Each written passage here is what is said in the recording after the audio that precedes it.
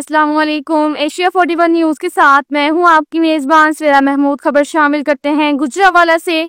हमारे bureau chief Rana Mohammad Aqeel के मुताबिक साहिल समुंदर पर दोहरे कत्ल की लफ्ज़ाखेज़ वारदात चंद रोज़ कबल अगवा होने वाली जवां साला लड़की और नौजवान की नाशिद साहिल समुंदर क्लिफ्टन कराची से मिली। मकतूलैन को वहशाना तशद्दुद के बाद फायरिंग करके कत्ल किया गया।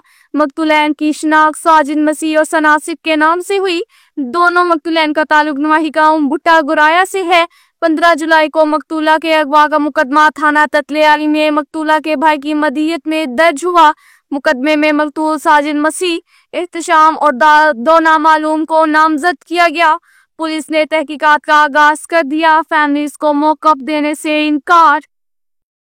इसके साथ ही एक और खबर शामिल करते हैं गुजरावाला से। हमारे ब्यूरो चीफ राना मोहम्मद अकील के मुताबिक लद्देवाला गुराया में जहरीला खाना खाने से फूड पॉइजनिंग का मामला। जहरीला खाना खाने से हालत गैर होने वालों की तादाद में इजाफा। जहरीला खाना खाने से 8 बच्चों समेत 11 अफराद की हालत गैर हुई।